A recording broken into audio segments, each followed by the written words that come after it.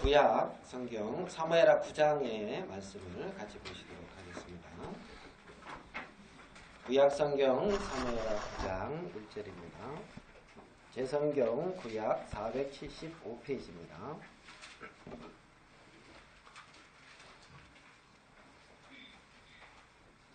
사무엘하 9장 1절. 다윗이 가로되 사울의 집에 오히려 남은 사람이 있느냐? 내가 요나단을 인하여 그 사람에게 은총을 베풀리라 하니라.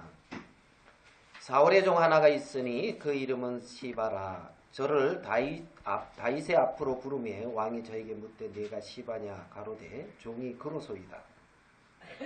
왕이 가로되 사울의 집에 남은 사람이 없느냐? 내가 그 사람에게 하나님의 은총을 베풀고자 하노라. 시바가 왕께 고하되 요나단의 아들 하나가 있는데 쩔뚝발이니이다. 왕이 저에게 묻되 그가 어디 있느냐? 시바가 왕에게 고하되 로드발 암미엘의 아들 마길의 집에 있나이다. 다윗 왕이 사람을 보내어 로드발 암미엘의 아들 마길의 집에서 저를 데려오니 사울의 손자 요나단의 아들 무비보셋이 다윗에게 나와 엎드려 절하며 다윗이 가로되 무비보셋이여 하니 대답하되 주의 종이 여기 있나이다. 다윗이 가로되 무서워 말라. 내가 반드시 내 아비 요나단을 인하여 내게 은총을 베풀리라. 내가 내 조부 사울의 밭을 다 내게 도로 주겠고 또 너는 항상 내 상에서 먹을지니라. 저가 절하여 가로되 이 종이 무엇이간데 왕께서 죽은 개 같은 나를 돌아보시나이까. 왕이 사울의 사환 시바를 불러서 이르되 사울과 그 온 집에 속한 것은 내가 다 내 주인의 아들에게 주었노니 너와 내 아들들과 내 종들은 저를 위하여 밭을 갈고 거두어 내 주인의 아들을 공개하라. 그러나 내 주인의 아들 무비보셋은 항상 내 상에서 먹으리라 하니라. 시바는 아들이 15이요 종이 20이라. 시바가 왕께 고하되 내 주 왕께서 온갖 일을 종에게 명하신 대로 종이 준행하겠나이다 하니라. 무비보셋은 왕자 중 하나처럼 왕의 상에서 먹으니라. 무비보셋에게 젊은 아들 하나가 있으니 이름은 미가더라. 무릇 시바의 집에 거하는 자들은 무비보셋의 종이 되니라. 무비보셋이 항상 왕의 상에서 먹음으로 예루살렘에 거하니라. 그는 두 발이 다 쩔뚝이더라. 9장 전체를 읽어드렸습니다. 요한복음 1장에 보면 태초에 말씀이 계시니라 이렇게 이제 시작이 되고 있습니다. 태초에 말씀이 계시니라. 이 말씀이 하나님과 함께 계셨으니 이 말씀이 곧 하나님이시니라. 만물이 그로 말미암아 지은 바 되었으니 지은 것이 하나도 그가 없이는 된 것이 없느니라. 그러면서 이제 1장 4절에 그 안에 뭐가 있었다고요? 생명이 있었으니 이 생명은 사람들의 빛이라. 이렇게 이제 요한복음 1장은 이제 시작이 됩니다.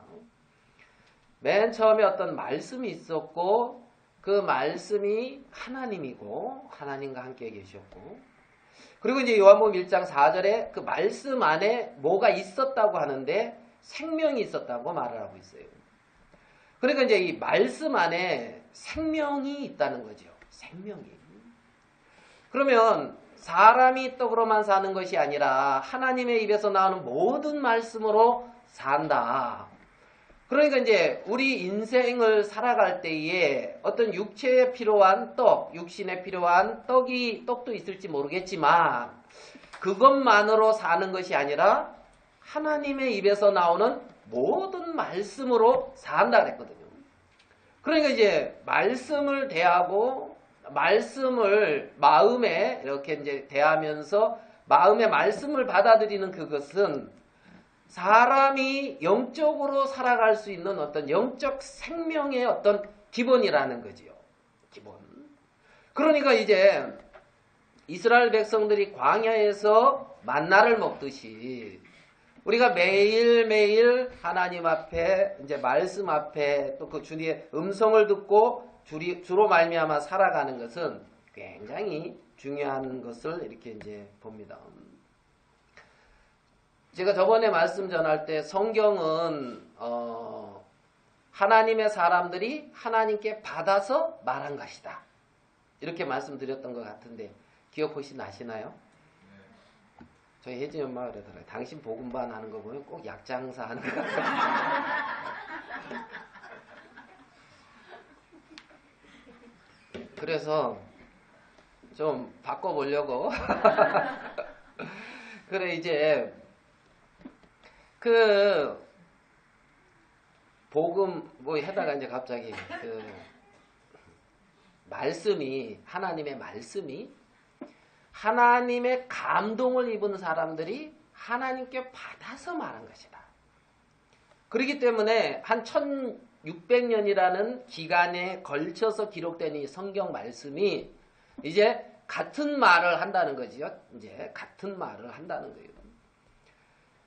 그러면 이 하나님의 말씀은 하나님에게서 받아서 누가? 성령의 감동을 입은 사람들이. 성령의 감동을 입은 사람. 그러니까 이제 하나님의 세계는 하나님께서 감동하셔서 가르쳐 주시고 나타내 보이시고 말씀하셔서 알게 되어지고 그에 또 속하게 되어져서 하나님의 세계 안에 거하며 살게 되는 거죠. 자, 우리 디모데후서 3장 15절을 한번 보시도록 하겠습니다.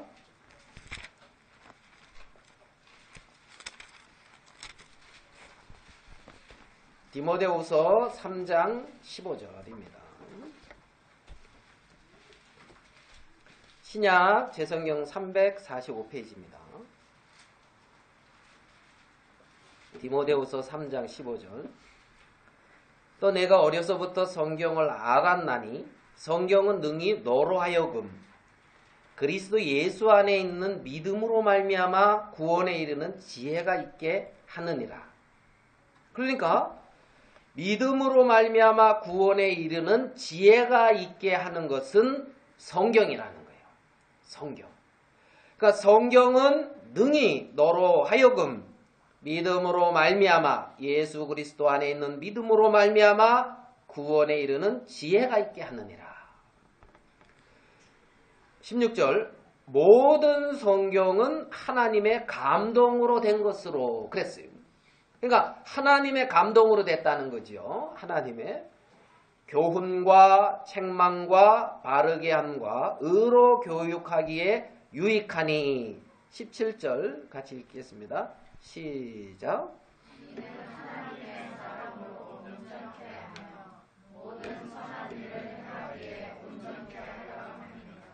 예. 그러니까 이제 하나님의 사람으로 온전케 한다는 거예요. 하나님의 사람으로 온전케. 그러니까 성경은 능히 구원에 이르는 지혜가 있게 하고 구원을 받아서 하나님의 자녀가 된 하나님의 사람으로 온전하며 모든 선한 일을 행하기에 온전케 하는데 이 성경은 꼭 필요하다는 거예요. 필요하다는 거예요. 그래서 성경을 통해서 이제 우리가 어떤 하나님의 지혜의 어떤 세계 속에 들어가고 하나님의 사람으로 온전케 살아가는데 그만큼 이제 성경을 읽고 대하는 것은 굉장히 중요하다. 이제 생각에 그런 마음이 들어요. 그런 마음.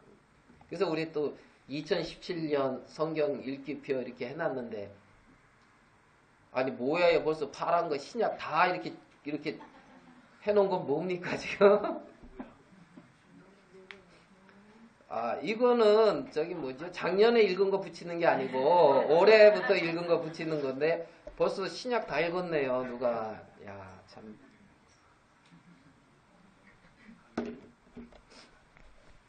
그래 이제 우리가 이 성경을 이렇게 대한다. 성경을 대한다. 이건 굉장히 이렇게 중요한데. 그래서 로마서 10장 17절인가요? 어떤 말씀이냐면 믿음은 들음에서 나며 들음은 그리스도의 말씀으로 말미암는다. 그러니까 그리스도의 말씀이 마음에 이렇게 들려짐으로 말미암아 믿음이 생겨진다. 믿음이 생겨진다. 그러니까 믿음은 들음에서 나고, 그렇죠? 들음은 그리스도의 말씀. 그러니까 어떤 말씀을 들으면서 말씀이 우리의 마음 속에 들려져서 하나님에 대한 믿음의 세계를 형성시켜 주는 거죠. 하나님의. 내가 믿습니다. 믿어야지. 이래서 되는 게 아니라 말씀이 들려지면 그 마음에 믿음이 형성되어진다는 거예요. 말씀이. 어제 그저께 토요일 어제 금요일 금요일 날 혜진이가 이제 그 친구를 데리고 왔어요. 진실이 금요일. 그래서 이제 하룻밤 잤거든요. 그 우리 사람 이렇게 오면 아주 좋은 기회 아닙니까? 그러면은 이제 뭐 다른 거 말고 이제 그래서 잠시 이렇게 이제 말씀을 이제 나눴어요. 말씀을 이제 딱 나누어서 첫 번째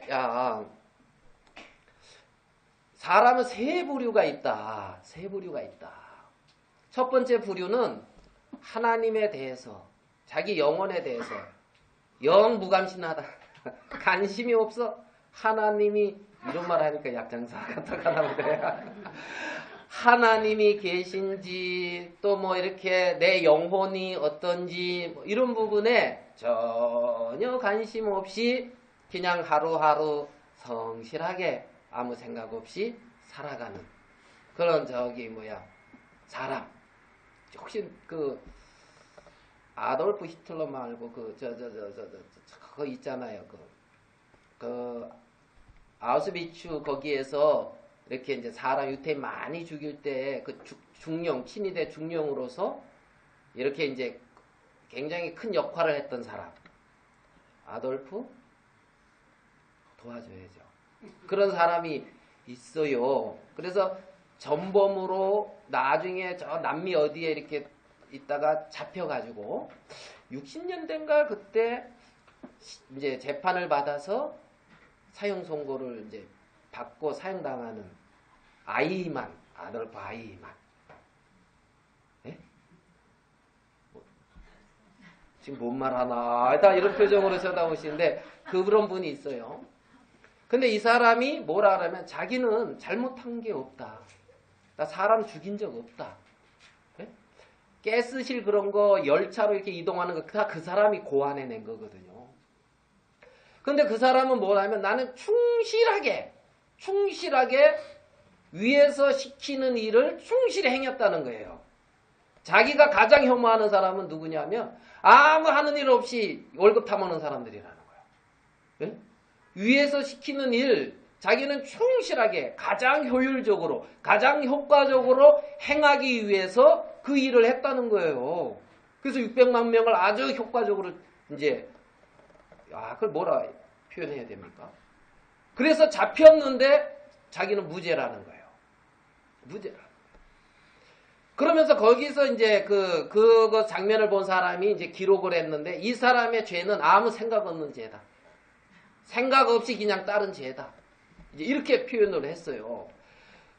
아주 그냥 그 관료로서 모범적인 관료였다는 거예요. 알겠습니까? 그런 공무원으로서, 예? 군인으로서. 그렇게 아무 생각 없이 판단 없이 살아가는 거예요. 아무 생각 없이. 그러니까 첫 번째 부류는 뭐냐면 하나님이 계신지 내 영혼이 있는지 죽으면 어떻게 되는지 아무 상관없이 살아가는 그 사람들. 이런 사람들이 첫 부류가 있고 두 번째 부류는 하나님이 계심을 믿고 천국과 지옥이 있는 것도 믿어요. 근데 내 영혼이 천국 갈 수 있는 내 영혼의 구원에 대한 믿음이 없어서 갈등하는 사람. 그래서 그것을 찾는 부류가 있다. 두 번째 부류다 그게. 세 번째는 이제 누구냐? 세 번째는 하나님을 계심도 믿고 천국 다 믿어요. 그리고 자기 영혼의 구원에 대한 확신이 있어서 마음에 소망을 가지고 살아가는 사람. 세 부류가 있다. 그래서 그 조지 커팅의 구원의 확신과 기쁨, 이제 그 구원의 확신과 기쁨, 안전, 그 책에 나오는 그 세 부류를 말하고 있는 거, 그거를 이제 좀 얘기를 해줬거든요. 너는 첫 번째, 두 번째, 세 번째 어디냐? 이렇게 물어보니까 두 번째로 하더라고요. 저번에 봤을 땐 첫 번째 같았었는데, 그러니까 첫 번째였다가 이제 두 번째로 바뀌었대. 자기가. 그래? 야, 이거 아주 크나큰 변화다. 그러면 세 번째로 가야지, 세 번째로.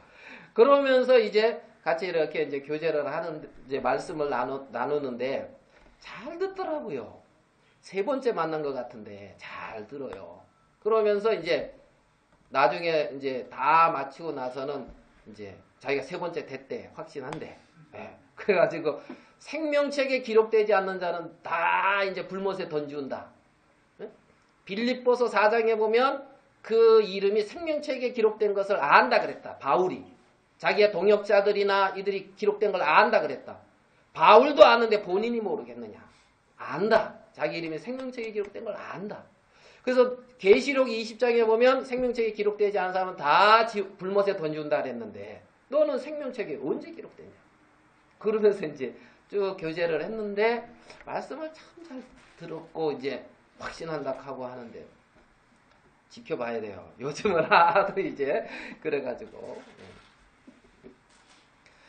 그러면 그 믿음은 어디에서 생기냐면 정확한 진리의 말씀을 들음으로 말미암아 하나님과 마음이 이렇게 탁 합해지면서 성령이 거기에 탁 인쳐줘가지고 믿음이 이제 생기고 그리스도의 세계 속으로 들어오게 된단 말이에요. 그리스도의 세계 안으로. 그래서 사도 바울은 하나님과 함께 일하는 자라 그랬거든요. 바울은 자기를 소개할 때 하나님과 함께 일하는 자. 예? 바울 스스로의 혼자로서는 흑암의 권세 안에 있는 그를 그의 사랑의 아들의 나라 그리스도 안으로 옮길 수가 없어요. 주의 성령이 함께 역사하셔서 하나님이 바울과 함께 하셔서 그들을 그 바울이 전하는 말씀과 바울이 행하는 모든 일들과 함께 하면서 그들을 흑암의 권세에서 사랑의 아들의 나라로 옮기는 거란 말입니다. 그래서 사도 바울은 하나님과 함께 일하는 자다 이렇게 표현을 하고 있거든요. 그러니까 이제 우리가 진리의 말씀을 들을 수 있다. 이것은 굉장히 큰 복이에요. 진리의 말씀을 들을 수 있다. 자, 우리 골로새서 1장으로 한번 가보겠습니다.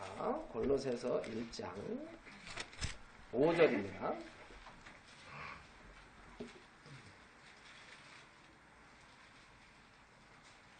골로새서 1장 5절.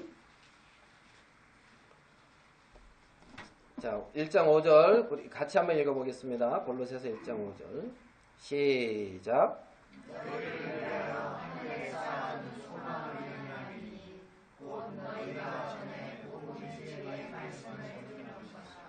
예, 골로새 교회 형제자매들에게 사도 바울은 뭐라 그러냐면 너희를 위해 하늘에 쌓아둔 소망을 인함이니 너희가 전에 복음 진리의 말씀을 뭐라고요?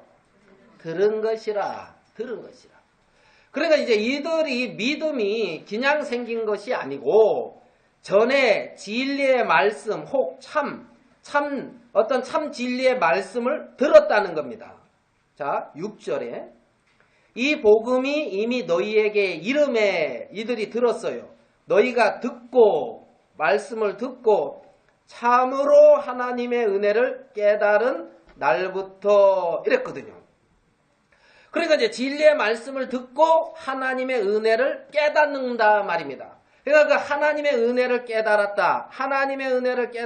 이 말은 말씀을 듣고 말씀 안에서 하나님의 마음을 발견한 거예요. 하나님의 뜻을 발견하고 하나님의 은혜를 깨달아서 은혜에 속하게 됐다는 거지요. 하나님의 은혜 속에 하나님의 어떤 세계 속으로 속하게 됐다는 거예요. 그래서 그렇게 깨닫고 하나님의 세계 안에 속해진 날부터 자라더라는 거예요. 그러니까 이 복음이 우리의 인생에 이르렀고 그 복음이 우리의 인생에 깨달아지고 그 깨닫고 나서부터 이제 열매를 맺어 자라게 되어지는데 들으면은 전해주는 사람이 있는 거 아니에요. 전해주는. 그죠? 제가 이제 우리가 도미니카하고 휴스턴 갔다 왔는데 혹시 아십니까? 네, 휴스턴이라고 아세요? 휴스턴? 네. 살기 괜찮은 것 같더라고요. 보니까. 휴스턴에 살면서 도미니카에 휴가 가면 딱 좋겠더라고요. 그러니까 그 도미니카는 너무 더워요. 그래서 이제 저 갔다 와서 한번 통화를 하니까 한파라 그러시더라고. 한파가 왔대. 근데 한파가 왔는데 낮 기온이 28도요. 한파가 왔는데. 야, 그러면 한파 안 오면은 우리는 그 여긴 한파 올 때만 와야 될 것 같습니다. 한파 올 때만. 그리고 이제 휴스턴으로 왔는데 사람 만나기가 좀 힘들어서 그렇지 휴스턴에 넓더라고요. 우리나라보다 넓긴 넓은 것 같아요 보니까. 그래 이제 그래서 거기서 교제를 하고 말씀을 하는데 이제 그 선교사님 사모님이 이제 휴스턴 사모님이 하신 말씀이 좀 마음에 남는 게 뭐냐면 여러분들은 뭐 저를 뭐 그냥 귀하게 안 보지만 휴스턴 사모님은 귀하게 본다 하시더라고요. 우리 조근희 형제님하고 저를 귀하게 보고 귀하게 대접한다는 거예요. 서울교회에서는 별로 그렇게 대접을 귀하게 뭐 이제 그래 이제 엄청 강조해야 될 말인 것 같은 느낌이 자꾸 드는데 예. 그래 이제 왜 그러냐 그렇게 왜 귀하게 우리가 보고 귀하게 대접을 최대한 대접하고 싶은 대접을 하는 이유가 있는데 뭐냐면 그 말씀이 있기 때문에 그렇습니다. 이 말을 해요. 말씀이 있기 때문에 말씀을 전해주기 때문에 우리가 귀하게 생각하는 거다. 사람은 뭐 볼품없지만 말씀은 귀하다는 거예요. 말씀은 우리가 뭐 귀한 말씀을 전하고 신령한 말씀을 전한다 이게 아니고 말씀이 귀하다는 이거 잘 들으셔야 돼요. 이제 말씀이 귀하다. 뭐가 귀하다? 말씀이 귀하다. 그래가지고 최대한 귀하게 대접을 하고 최대한 이렇게 이제 자기들은 마음을 써서 그렇게 했다는 거예요. 그러니까 감사해요, 안 감사해요? 별로 뭐 우리가 대접받았으니까 여러분이 감사할 일은 없지요. 우리가 이제 이제 뭐가 있어서 말씀. 여기 골로새에 진리의 말씀이 이르렀다는 거예요. 진리의 말씀이 이르렀다. 내 인생에 하나님의 말씀이 이르러서 하나님의 말씀이 내 마음에 깨달아져서 하나님의 은혜를 깨닫고 정말 그 은혜의 세계 속에 속했다. 이거는 놀라운 거라는 거죠. 제가 구원을 받고 참 좋아서 여러분들처럼 저도 복음을 막 이렇게 이제 전하고 싶고 막 그랬어요. 89년도에 구원을 받고 90년도 5월 달에 제가 이제 전주에서 이제 큰 전도 집회가 있는데 5월 달에 이제 학생인데요. 학교 땡땡이 치고 친구한테 대타, 여러분 대타라는 거 압니까? 이거 이제 대타가 뭐냐면 대신 부르는 게 누구와 이름 부르면은 친구가 이제 이제 뭐 홍길동 그러면은 이제 친구가 네 하고 이제 자기 이름 대답하고 또 이제 뭐 김철수 그러면 네 그렇게 이제 또 대답을 하는 거예요. 두 개 이제 그걸 대타. 야, 대타 잘해라. 이제 그러고 이제 간 거예요. 대전도 집회를 간 거예요.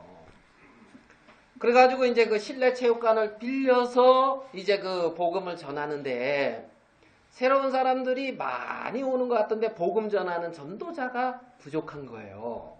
그래가지고 근데 서울에 그때 전국에서 형제들이 이제 많이 왔거든요. 지금도 기억이 나요. 그 서전주교회 지하 1층에 이제 거기에 이제 형제들 다 누워가지고 자고 이제 그래. 운전면허증 있는 사람 손 들어봐. 그 어떤 목사 몇 명 왔어. 아이고 다 쓸모없는 것들만 왔구만. 그러면서 이제. 근데 이제 거기서 복음을 전할 수 있는 사람들을 거기서 이제 나름 이렇게 추렸어요. 형제들 중에. 그래가지고 이제 이런 마크를 하나 줬어요. 상담. 이런 사람은 상담할 수 있습니다. 하는 마크를.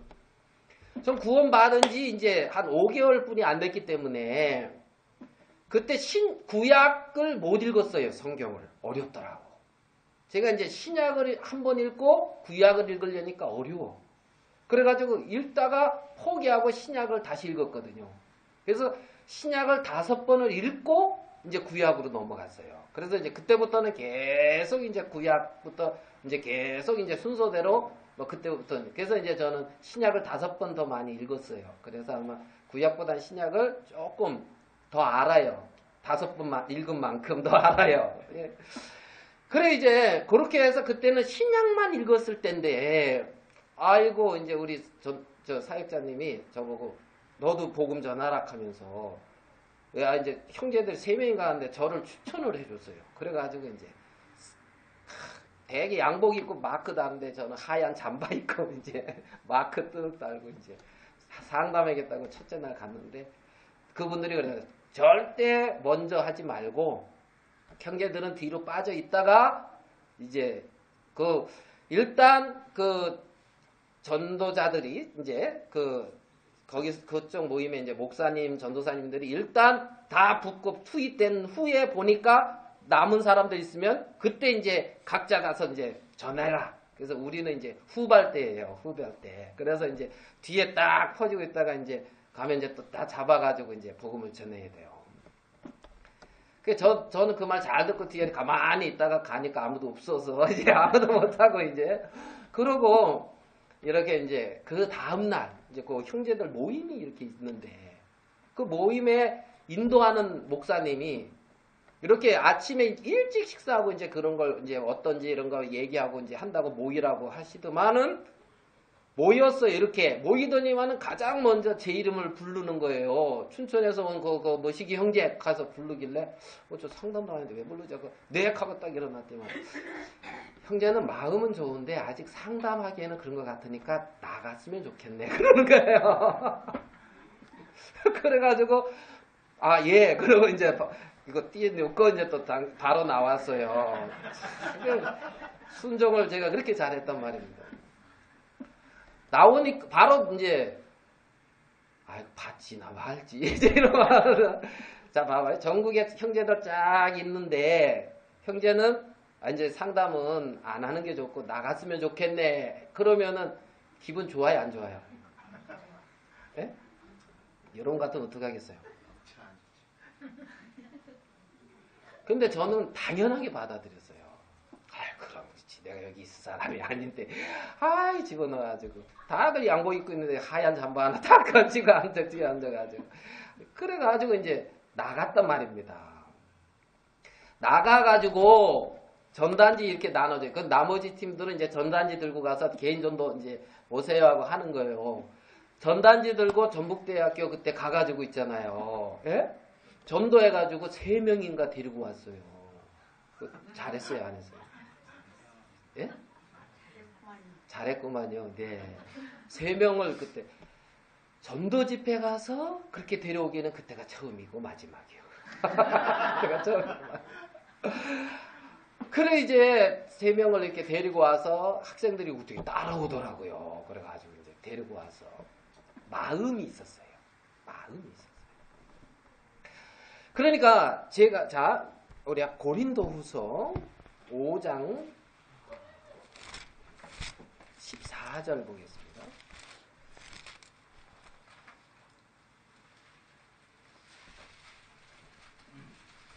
고린도후서 5장 14절 같이 한번 읽겠습니다. 고린도후서 5장 14절 시작.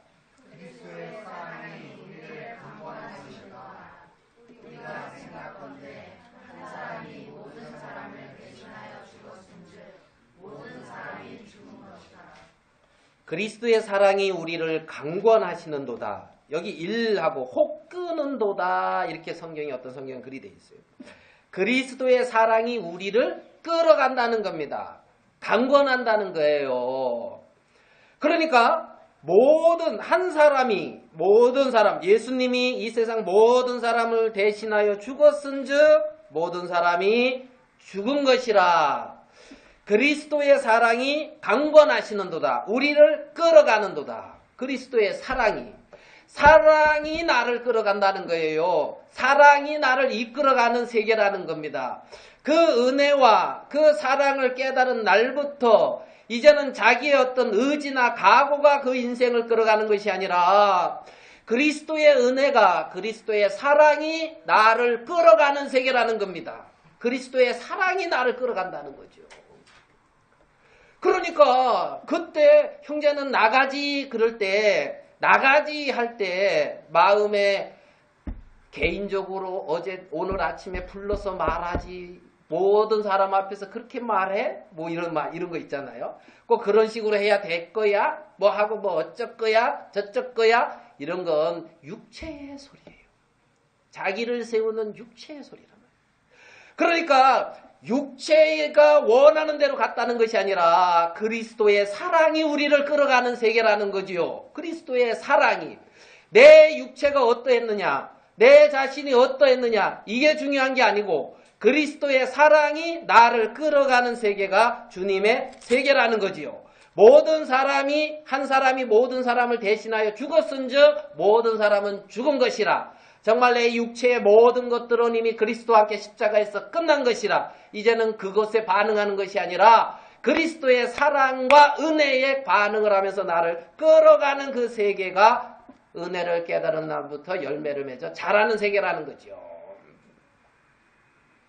그래서 16절에 보면 고린도후서 5장 16절에 보면 그러므로 우리가 이제부터는 아무 사람도 뭐대로 알지 아니하노라?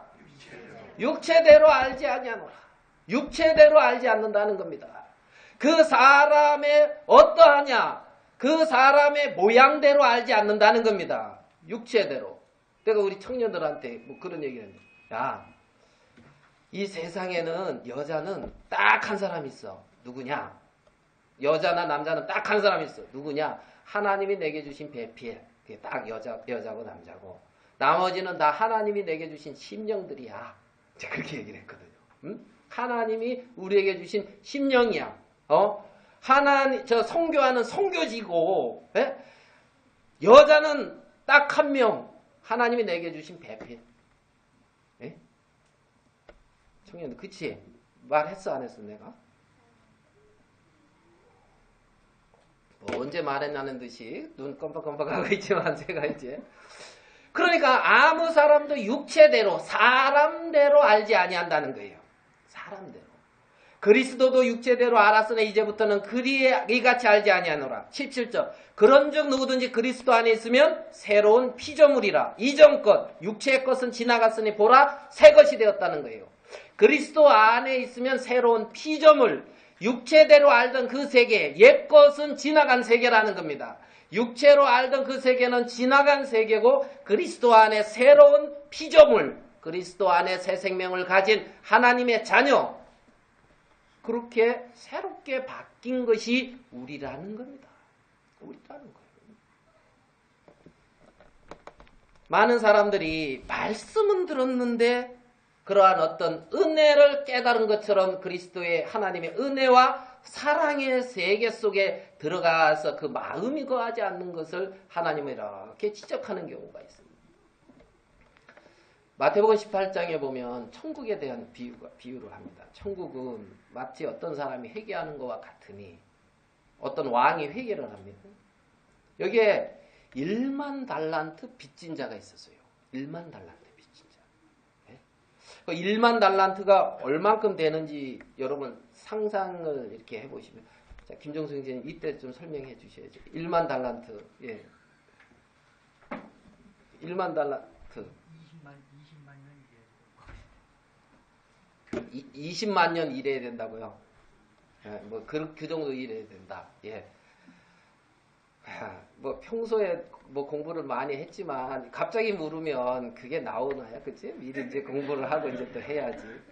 미리 저처럼 공부를 해야 이제 김전수 형제가 모르면 다 모른다 이렇게 보면 되니까. 예, 1만 달란트. 한 달란트가 금, 구약에서는 금 34kg예요. 한 달란트가. 와, 34kg. 알겠습니까? 아닌가요? 34kg예요. 금이든 은이든 달란트의 수량이 34kg.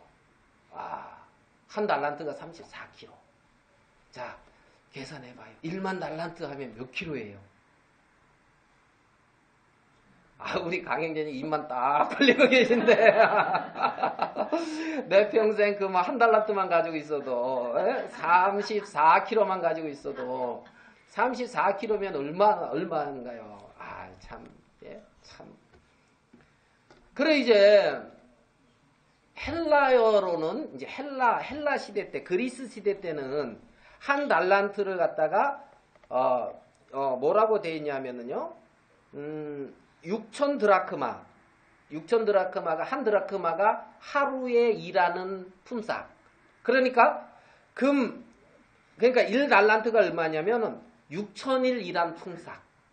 알겠어요? 6천일 일한 품삯이 이제 그 헬라 시대에는 그렇게 이제 얘기를 한 거예요. 6천. 한 달란트가 6천일 일한 거예요. 그러면 1만 달란트는 계산이 안 되죠? 예. 계산이 안 되실 것 같아가지고 제가 계산해 온 것을 이제 해보니까 뭐라 그러냐면 10만 원으로 쳤을 때 한 6조. 10만 원으로 쳤을 때 6조. 예. 엄청 빚을 졌어요. 왕한테. 예? 이제 그 헬라 그 기준으로 금 34kg 말고 이제 이 기준으로 이렇게 따졌을 때 이제 한 6조, 10만 원, 일일 10만 원 치고 6조라는 거예요. 6조. 6조의 빚을 졌어요. 6조에. 아우, 빚 엄청 졌어요, 안 졌어요? 자, 이거 갚으려면 어떻게 해야 되겠습니까? 에? 어떻게 해야죠? 아, 그 누구죠? 갑부 빌 게이츠처럼 뭐 이제 저거 만들어야 됩니까? 그 뭐지? 그 개발해야 돼. 우리 한번 봅시다. 마태복음 18장.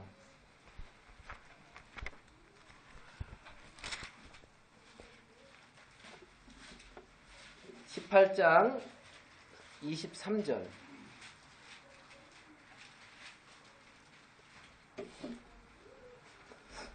이러므로 천국은 그 종들과 회개하려 하던 어떤 임금과 같으니 18장 23절, 24절 회개할 때에 1만 달란트 빚진 자 하나를 데려오매 갚을 것이 없는지라 주인이 명하여 그 몸과 처와 자식들과 모든 소유를 다 팔아 갚게 하라 한데 26절 그 종이 엎드려 절하며 가로되 내게 참으소서 다 갚으리이다 하거늘. 자, 25절 갚을 것이 뭐라고요? 없는지라 왕이 볼 때는 갚을 것이 없어요. 26절 다 갚으리이다. 이 종은 그런데 갚겠다는 거예요. 예? 갚을 것이 6조 안 돼요. 불가능해.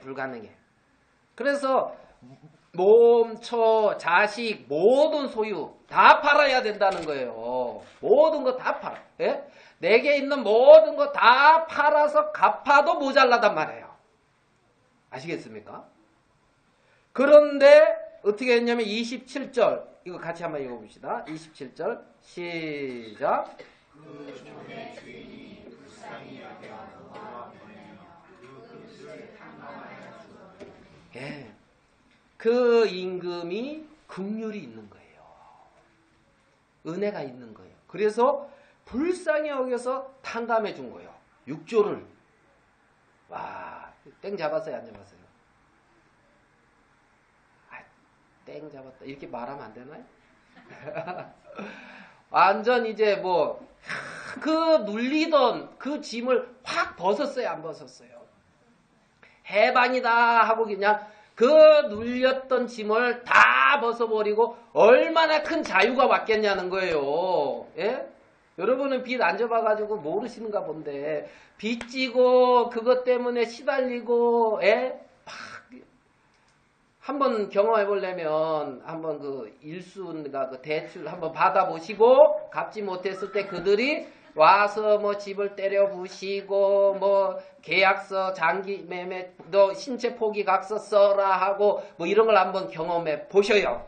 이 말씀을 느끼기 원하시면은 경험해 보시고 탕감도 해주는 걸 또 계약을 해야 되겠네. 아, 내가 못 갚을 때 탕감해 주는 계약까지 하셨어. 예? 그렇게 눌려 있다가 벗어났단 말이에요. 벗어났다. 이것이 우리의 죄의 빚을 탕감해 준 어떤 그것을 이런 식으로 표현을 해 놓은 거거든요. 얼마나 큰 은혜와 얼마나 큰 사랑과 얼마나 큰 자비를 입었냐는 거죠. 입었냐는 거죠.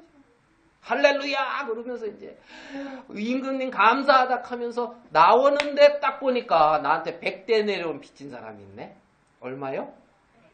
100데나리온. 한 데나리온이 장정 하루 품삯. 그럼 이제 100데나리온이면 10만원 치면은 얼마 나오냐면 1억. 1억. 어허? 이제 딱 본 거예요. 너 빚 왜 안 갚아? 이래 된 거예요. 1억. 왜 안 갚아? 조금만 참아달라고. 조금만 참아달라고. 안 된다 하면서 또 저번에도 그러더니만 또 그런다 하면서 감옥에 딱 쳐넣어버렸네. 예? 감옥에. 여러분 이 사람 이해됩니까? 이 사람 이해돼요? 네? 조금만 좀 참아달라 하면서 갖겠다 하는데 감옥에다가 딱 쳐놨단 말입니다. 지금 얼마 탕감받고? 6조 탕감받고 1억 안 갚는 사람 감옥에다가 딱 가둬놓고 있잖아요. 빨리 갚아. 그러고 있다는 거예요. 그러고 있다는 거예요. 네? 그게 탕감해준 주인의 마음을 받지 못한 사람인 거죠. 그 긍휼을, 은혜를 깨달은 날부터 잘한다 그랬는데 그 은혜와 긍휼이 그 마음속에 빚은 탕감받았는데 은혜와 긍휼이 그 마음속에 크게 자리 잡고 그를 끌어갔다면 내가 받은 큰 은혜가 있는데 그 은혜를 너랑 나누겠다 하면서 탕감해줘야 정상 아니냐는 거예요. 탕감해줘요. 내가 받은 은혜가 큰데 그 은혜를 같이 나누면서 너 나한테 그러지 마. 이 임금. 야, 너 그거 너 1억 있잖아. 그거 내가 어떻게 꿔준 거냐. 야, 그 6조 내가 빚지는 것 중에 일부야. 아시겠습니까? 그러면서 정말 내 인생 아무것도 아니다 하면서 같이 은혜와 긍휼 속에 들어가야 되는데 그런데 이는 감옥에 딱 가다 넣더라 말이에요. 감옥에 가다 넣더라. 여러분이 봤을 때 하나님의 은혜를 깨달은 사람 같습니까? 탕감해 준다는 말은 들었는데 하나님의 은혜의 세계 속에는 들어가지 않은 거예요. 들어가지 않은 거예요. 은혜와 긍휼 안으로 말입니다. 갚겠다. 나름 자기 어떤 수고와 애씀 속에 있는 거죠. 자, 은혜를 깨닫는 부분 얘기하면서 자, 우리 로마서 3장으로 가서 한 구절 좀 보겠습니다. 로마서 3장.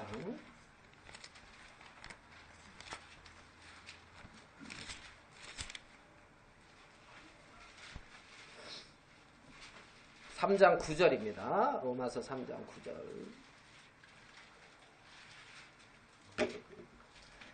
그러면 어떠하뇨? 우리는 나으뇨? 결코 아니라 유대인이나 헬라인이나 다 죄 아래 있다고 우리가 이미 선언하였느니라. 유대인이나 하나님을 나름대로 믿는 사람이나 헬라인이나 하나님과 상관없는 사람들이나 다 죄 아래 있다고 우리가 이미 선언하였느니라. 기록한 바 의인은 없나니 하나도 없으며. 11절 같이 읽겠습니다. 시작. 예, 여기 보면 깨닫는 자도 없고 그러거든요. 하나님이 보실 때 의인은 없다는 거예요.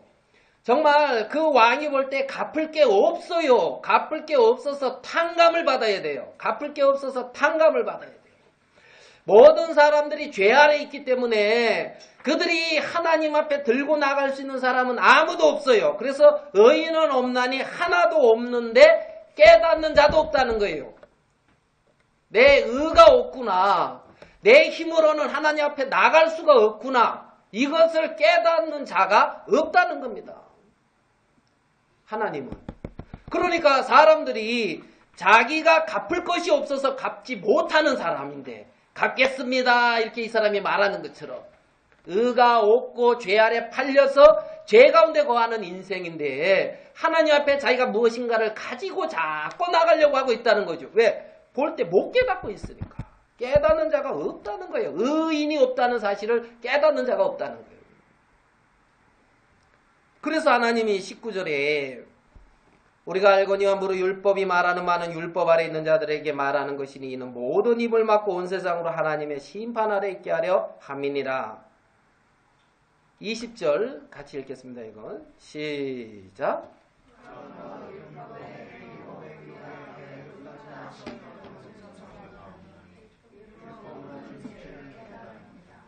율법으로는 죄를 깨달음이니라. 의가 없이 내가 죄 아래 팔린 인생이라는 사실을 깨달으라는 겁니다. 의인이 없나니 하나도 없으며 깨닫는 자가 없는데 하나님은 율법이라는 것을 주셔서 그 행위로 의롭다함을 얻을 육체가 없고 죄를 깨달음이니라. 아, 내가 죄 아래 팔린 인생이구나. 내 스스로 이 죄에서부터 벗어날 수 없고 하나님을 기쁘시게 할 수 없는 인생이구나. 나는 죄에 팔린 인생이구나를 깨달으라고 준 거라는 거지요. 깨달으라고. 그러니까 율법의 행위로 그의 앞에 의롭다 하심을 얻을 뭐가 없다고요? 육체가 없다. 육체가 없다. 아무 육체라도 하나님을 기쁘시게 할 자가 없다. 없다. 없다는 거예요. 안 된다는 거예요. 안 된다. 사람의 힘으로 하나님을 기쁘시게 할 수 있는 자가 아무도 없다. 없다. 그러면 없다는 사실을 깨달으면 그는 자기가 무엇인가를 하려고 애를 써야 되는 것이 아니라 은혜와 긍휼의 세계 속에서 하나님이 내게 베푸신 은혜를 깨달아가면서 그 은혜와 사랑에 이끌려가야 되지 않느냐는 거지. 그게 정상적인 신앙의 길이 아니냐는 거예요. 은혜와 사랑 속에 있는 사람이 당당할 수 있느냐는 거예요. 너 감옥에 들어가 이렇게 할 수 있냐는 거예요. 예?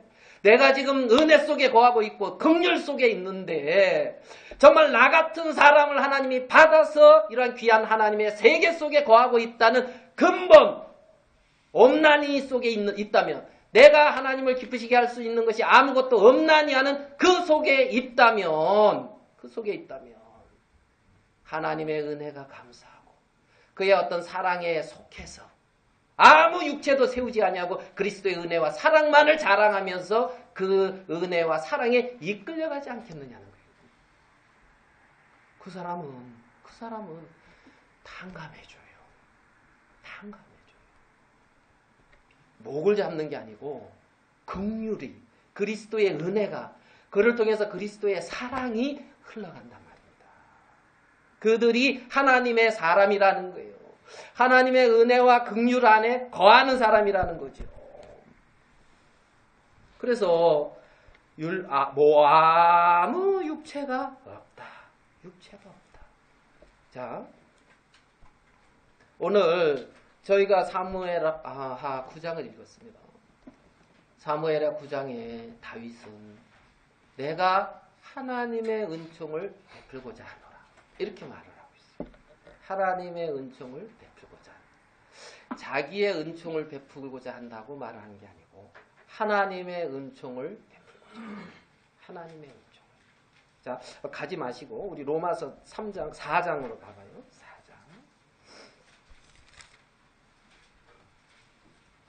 4장 6절 로마서 4장 6절 일한 것이 없이 아무한 일이 없어요. 하나님께 의로 여기심을 받는 사람의 행복에 대하여 다윗의 말한 바. 그 불법을 사하심을 받고 그 죄를 가리우심을 받는 자는 복이 있고 주께서 그 죄를 인정치 아니하실 사람은 복이 있도다 함과 같으니라.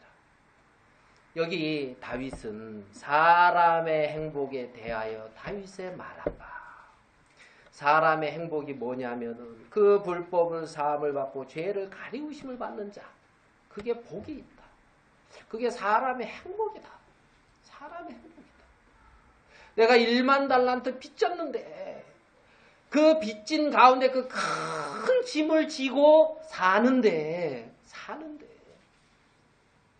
거기서 무엇인가 그 짐을 지고 잘 행복하려고 애를 써서 과연 참된 행복이 찾아오냐는 거예요. 그 짐을 탕감받아야 행복하지 않겠느냐는 거죠.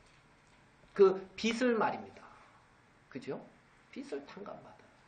그래서 이제 누굽니까? 다윗은 그렇게 탕감받는 그 사람들이 복이 있고 그것이 인생의 행복이다. 인생의 행복이다. 이렇게 말을 하고요. 일한 것이 없이 하나님께 의로 여기심을 받는 사람의 행복. 여기 보면 5절에 이를 아니할지라도 경건치 아니한 자를 의롭다 하시는 이를 믿는 자에게 이를 아니할지라도 경건치 아니한 자를 의롭다는 거예요. 누구를 의롭다고요? 경건치 아니한 자를. 경건치 아니한 자를. 네. 여러분 신앙은 경건치 않은 자가 경건한 자가 되는 게 신앙이 아니에요. 알겠습니까?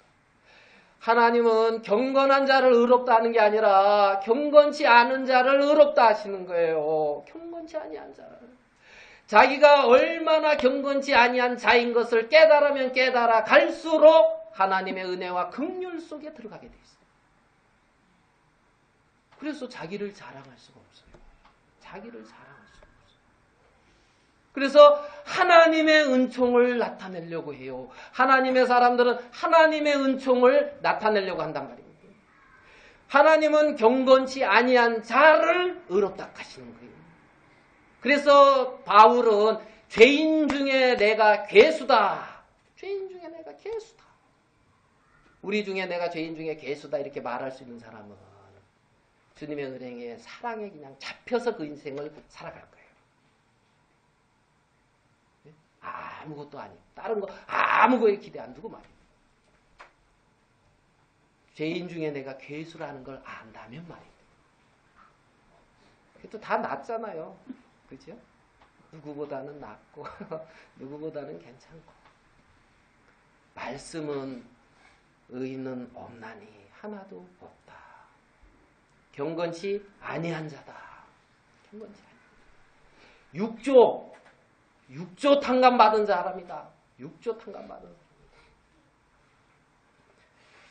그 다윗은 그러니까 하나님의 은총을 베풀고자 하면서 그렇게 찾는 거지요. 찾는 거죠. 이사야서 55장 한번 보겠습니다. 이사야 55장입니다. 55장 1절.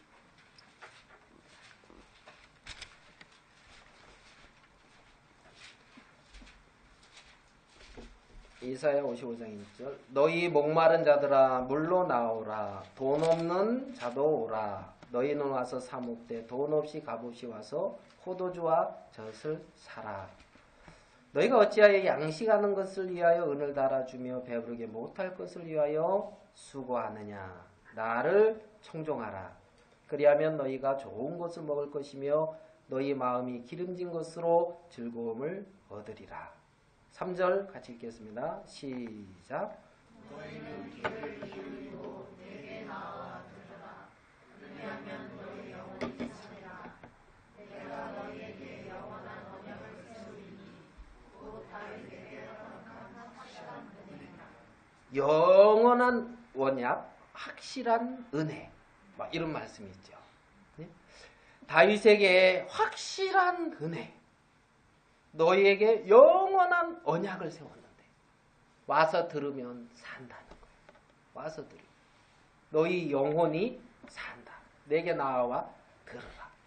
자, 그러면 다윗에게 허락한 확실한 은혜가 뭔지 그 부분을 이제 오늘 사무엘하 9장 1절에서 이제 살펴보려고 하는 거예요. 사무엘하 9장 1절. 다윗에게 허락한 확실한 은혜. 영원한 언약. 네? 그러니까 다윗이 가지고 있는 자 9장 1절에 보면 다윗이 가로되 사울의 집에 오히려 남은 사람이 있느냐 내가 요나단을 인하여 그 사람에게 은총을 베풀리라. 은총을 베푼다 그랬죠. 은총. 3절 왕이 가로되 사울의 집에 남은 사람이 없느냐 내가 그 사람에게 하나님의 은총을 베풀고자 하노라.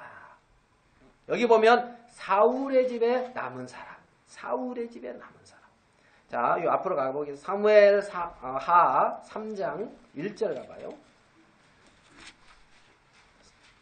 사무엘하 3장 1절. 찾았으면 우리 청년 자매들 셋이 여기 앞에 앉아 있는데 청년 자매 셋이 사무엘하 3장 1절 아주 낭낭한 목소리로 한번 읽겠습니다. 시작.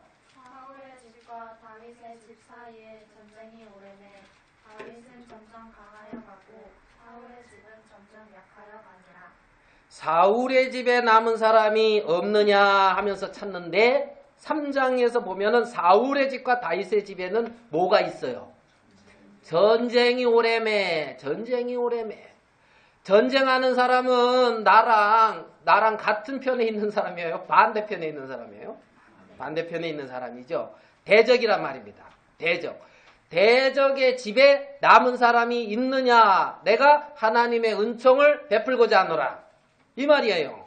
사울의 집에, 나의 대적의 집에 남은 사람이 있느냐? 내가 그 사람에게 하나님의 은총을 베풀고자 하노라. 하나님의 은총을 다윗은 지금 대적에게 베풀겠다는 거예요. 누구에게요? 나를 거스리고 나를 대적하고 나를 죽이려고 하는 자들에게 은총을 베풀고자 한다는 겁니다.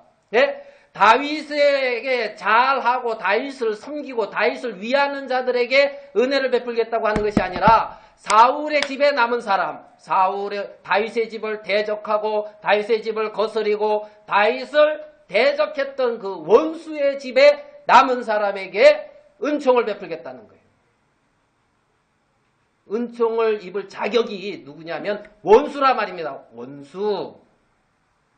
하나님의 대적이 하나님의 은총을 입을 자격을 갖고 있는 거예요.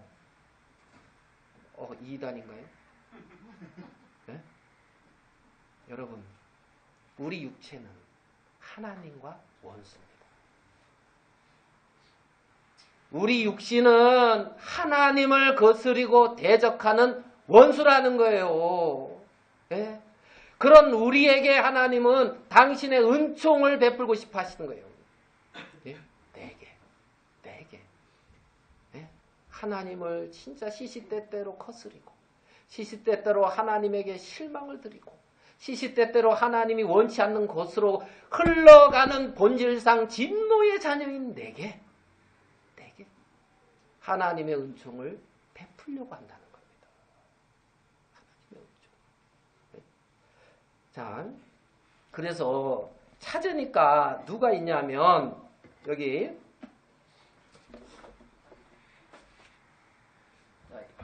이스라엘의 초대 왕이 누군지 아시죠? 누구예요? 사울 왕이 이스라엘 초대 왕이죠. 사울의 집. 그 다음에 사울의 아들이 누구요? 오늘 내가 요나단을 인하여 그 사람에게 은총을 베풀리라 하는 큰아들 요나단의 아들이 있는데 또 누구요? 무비보셋. 오늘 잘 읽었나 또 볼까요? 무비보셋 아들이 있는데 누구요? 와, 훌륭하네요. 네가? 이건 모를 줄 알았는데 오늘 참 훌륭하십니다. 예. 사울의 집에 지금 요리됐는데 여기에 지금 누가 있냐면 다윗. 누구요? 네, 다윗 왕. 그래서 여기가 이제 초대 왕이고 1대 이스라엘의 여기가 두 번째예요. 2대. 그러면 정상적으로 되면 누가 왕이 돼야 돼요? 요나단이 왕이 돼야 되잖아요. 근데 하나님이 누구를 세웠어요? 다윗. 그러니까 이거는 하나님이 세운 세계예요. 하나님이 세운 자란 말이다. 다윗 왕은. 그러면 사울은 하나님이 세웠다가 버렸어요. 여긴 버린 세계예요. 버린 세계. 어떤 세계라고요? 예, 버린 자란 말입니다. 버린 자. 그런데 이제 사울이 하나님이 자신을 버린 그것을 인정하고 긍휼 속에 들어가야 되는데 사울은 요나단을 왕으로 세우고 싶을 거 아니에요. 그러니까 다윗을 죽어라고 죽이려고 쫓아다녔다는 거죠. 아시겠죠? 그래서 사울이 40년 동안 왕위에 있다가 패해지고 죽고 이때 요나단, 말기수와 아미나답인가요? 세 아들이 이때 다 죽어요. 전쟁에서, 블레셋의 전쟁에서. 그리고 이제 이들이 다 죽었는데 전쟁에 나간 사람은. 그리고 이제 다윗을 이스라엘 백성들이 유다 민족이 이제 다윗을 왕으로 세웠다 이 말이야. 헤브론이라는 곳에서. 헤브론. 그래가지고 이제 여기에 7년인가 이제 이렇게 있다가 어디로 가냐면 이제 예루살렘으로 이제 들어가거든요. 전쟁을 해서 이제. 그래서 이제 예루살렘 아시죠? 네, 예루살렘. 자, 시간이 많이 갔나요? 자, 그 다음에 그래가지고 이제 전쟁터에서 이제 사울도 죽고 요나단도 죽고 이 동생들 말기수와 뭐 이렇게 이제 왕자들이 다 죽었어요. 요때 무비보셋이 몇 살이었냐면 5살이었어요. 5살. 귀여울 때죠? 네, 귀여울 때요. 근데 다 죽고 왕궁이 다 피하고 하니까 이 무비보셋이 5살이었는데 유모가 누가요? 네. 이제 이 유모가 무비보셋을 안고 도망을 가는 거예요. 도망가야 되겠어요? 안 가야 되겠어요? 딱 끝나야 될 시간인데 조금 지쳐야 되니까 뭐 여러분이 피곤한 게 아니라 제가 피곤하네요. 보니까. 네, 그래가지고 자, 그래가지고 무비보셋이 이렇게 안고 도망을 가다가 유모가 무비보셋 이거 안고 도망가다가 고마 힘이 약해서 그런지 빨리 가려고 그런지 떨겼는데 어떻게 됐냐면 2발이 쩔뚝발이가 됐단 말이에요. 인생 참 불행하죠. 뭐 사회 말씀 들었지요? 인생의 길이 자기에게 안 있다고. 오늘 우리 은지 사회 보시는. 그래서 쩔뚝발이가 된 거예요. 쩔뚝발이. 저 하루아침에 왕 세자 세손이었는데 세손이 쩔뚝발이가 돼가지고 도망을 갔어요. 로드발 암멜의 아들 마길의 집에 있다 그랬거든요. 그러니까 로드발은 어디냐면 꼴이 없는 목장이 없는 곳, 목장이 없는 곳이에요. 로드발. 그러니까 좀 황량한 곳. 아시겠어요? 거기에 지금 이제 도망가 있다. 무비보셋이. 그래 이제 한 시간이 지나서 다윗이 헤브론에서 이제 세력을 좀 하고 이제 예루살렘을 이렇게 쳐들어가려고 하는데 예루살렘에 있는 이제 그 여부스 거민들이 뭐라 그러냐면 아이고 예루살렘이 이제 아주 산성이란 말이에요. 다윗아 네가 쳐들어오면은 소경하고 쩔뚝발이가 너를 맞이해도 너 같은 건 이긴다. 이제 이런 거예요. 완전 뭐예요? 딱 무시해버린 거죠. 우리 일진 안 나가, 일진. 소경하고 쩔뚝발이 내보내도 너 같은 건 막 이래 조롱을 했단 말이에요. 근데 이제 수고로 올라가가지고 이제 예루살렘을 점령을 해버렸어요. 그러니까 왕을 모욕했어. 뭐라고? 소경과 쩔뚝발이라도 이제 못 들어온다 하면서 그러니까 여기에 이제 뭐라 하면은 다윗이 소경과 쩔뚝발이를 미워한다 이렇게 말이 퍼진 거예요. 아시겠어요? 소경과 쩔뚝발이를 미워한다. 그러니까 이제 예루살렘 성에는 소경이나 쩔뚝발이는 들어올 수 없다 이랬단 말이에요. 지금 배경이 이런 배경인데 다윗이 사울의 집에 남은 사람이 없느냐 하면서 찾는데 딱 뭐라 그러냐면 요나단의 아들 무비보셋이 있는데 쩔뚝발입니다. 이렇게 말하고 있는 거예요. 이렇게 말하고. 자, 이 무비보셋 다윗 앞에 설 수 있는 조건이 있습니까? 없습니까? 있어요? 없어요? 예? 쩔뚝발이 된 것도 서러운데 쩔뚝발이 못 들어온다고 말도 그렇게 퍼지지. 예? 사울의. 자, 근데 여기 다윗은 뭐라 그러냐면 그 사람에게 하나님의 은총을 베풀고자 한다. 하나님의 은총. 그러니까 하나님의 은총은 이 무비보셋 같은 요로한 처지에 있는 사람에게 하나님의 은총은 딱 맞는다는 거예요. 하나님의 은총은. 자, 사무엘상으로 한번 가보겠습니다. 사무엘상 18장. 사무엘상은 이제 사울이 왕이었을 때 얘기인데요. 사무엘상 18장 1절입니다.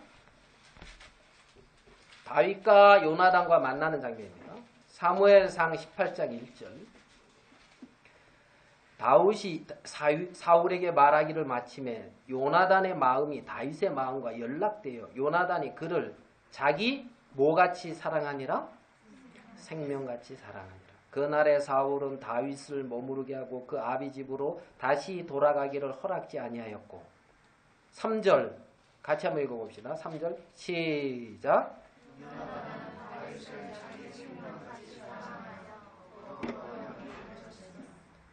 자, 여기에 생명, 사랑, 언약 이런 말을 한번 동그라미 쳐봐요. 응?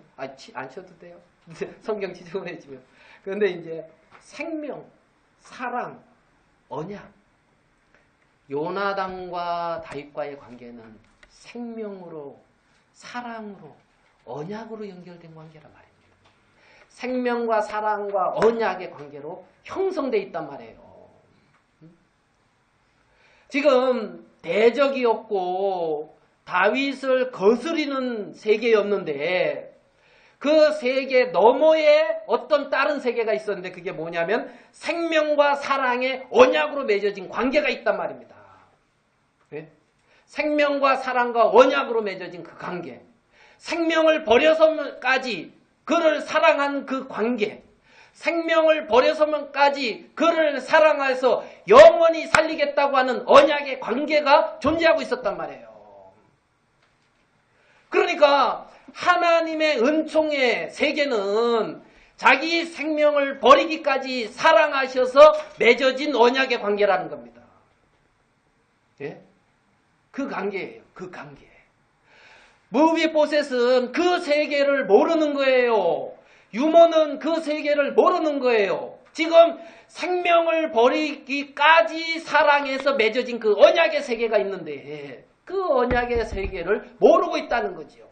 그 언약의 세계와 상관없이 나는 사울의 손자야, 나는 쩔뚝발이야, 제대로 걷지를 못해, 자기 육체대로 알고 있는 육체의 세계 속에 매여 있다는 거예요. 육체를 신뢰하는 자들은 로드발 암미엘의 집에 있는 것처럼 목장이 없는 곳, 황량한 벌판에 거한단 말이에요. 그 심령이 말입니다. 그 심령이. 육체를 신뢰하고 있기 때문에 그렇다는 거예요. 유모와 같은 잘못된 정보를, 잘못된 지식을 전해주는 말을 듣고 그것을 믿고 그 안에 있기 때문에 그는 다윗 앞에 나올 수가 없는 거예요. 다윗은 찾고 있어요. 하나님의 은총을 베풀려고 말입니다. 하나님의 은총. 하나님의 은총은 쩔뚝발이가 정상적으로 걸어서 받는 은총이 아닌 거예요. 예? 쩔뚝발이는 쩔뚝발이에요. 육은 육이에요. 육으로 난 건 육이에요. 육체는 나라고 하는 인생이 절대 하나님을 기쁘시게 할 수 없다는 겁니다. 다만 그 사랑과 은혜, 그 생명을 버리시기까지 사랑한 그 사랑이, 그로 말미암아 맺어진 언약이 하나님의 은혜의 세계 속으로 우리를 이끌어가는 거라는 거죠. 이끌어. 한 구절 더 보겠습니다. 사무엘상 20장 14절.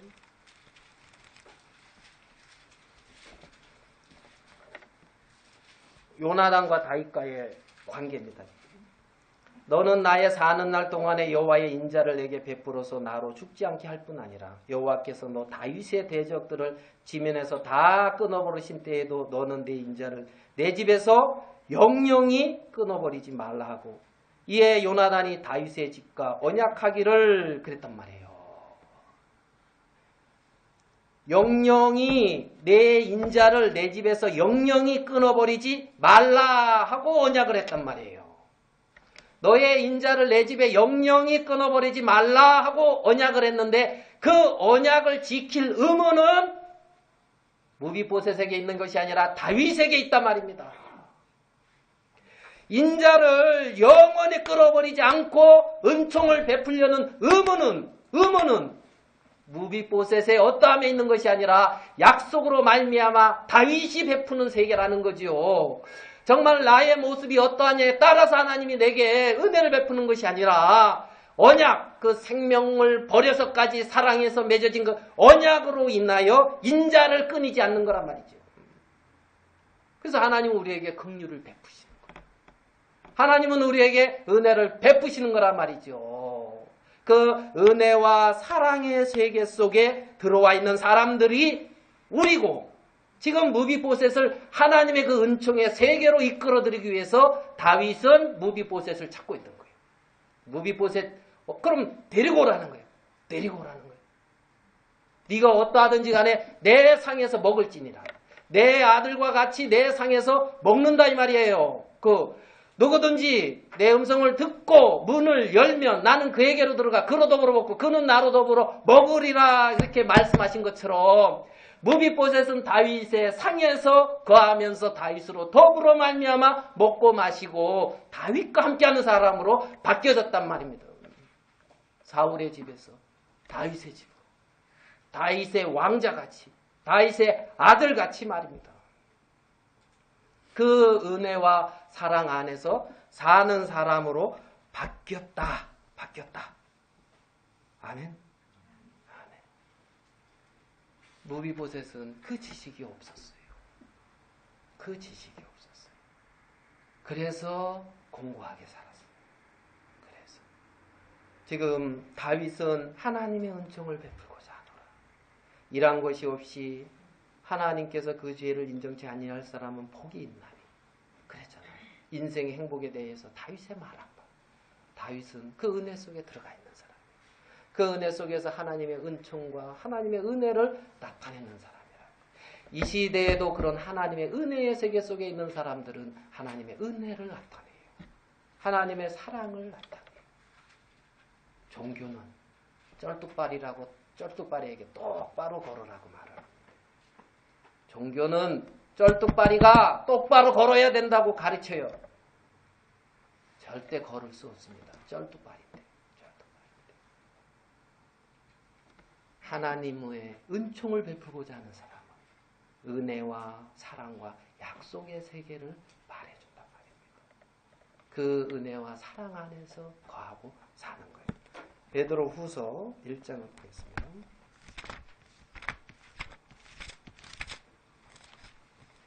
베드로후서 1장, 저 신약성경 뒤에 있습니다. 계시록 앞에 유다서, 요한 1, 2, 3서 앞에 베드로후서 1장 1절입니다.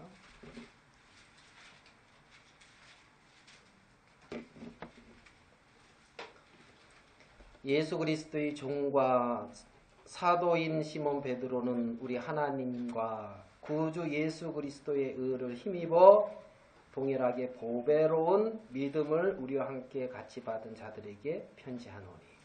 여기 보면 보배로운 믿음을 받은 자 이렇게 나와 있습니다. 2절, 하나님과 우리 주 예수를 알므로 은혜와 평강이 너희에게 더욱 많을지어다.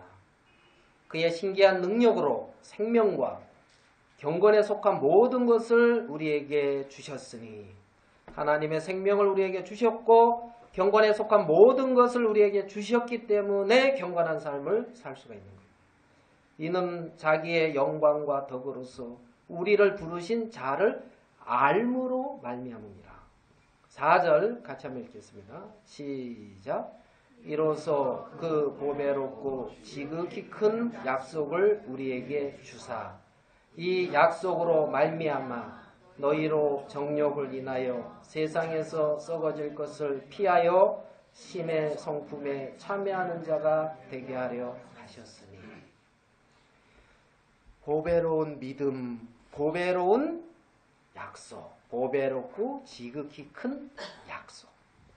그 약속으로 말미암아 신의 성품에 참여하는 자가 되게 하려 했다. 신의 성품에 참여. 무비보셋이 그렇게 약속에 참여한 자가 된 거예요. 약속에 참여한 자. 이것을 보배롭고 지극히 큰 약속이라고 성경은 말씀하고 있다는 겁니다. 그 약속의 세계 가운데 거하는 자.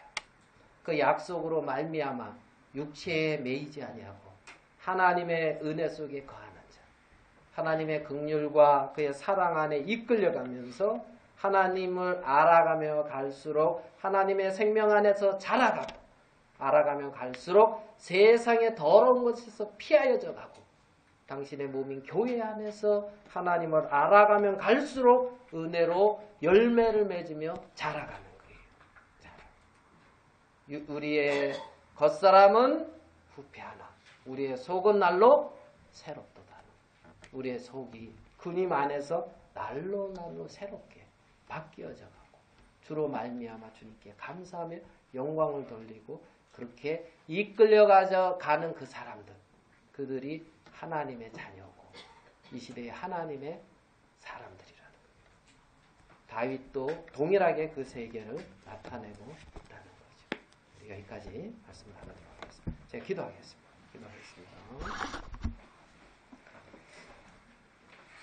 하나님 아버지,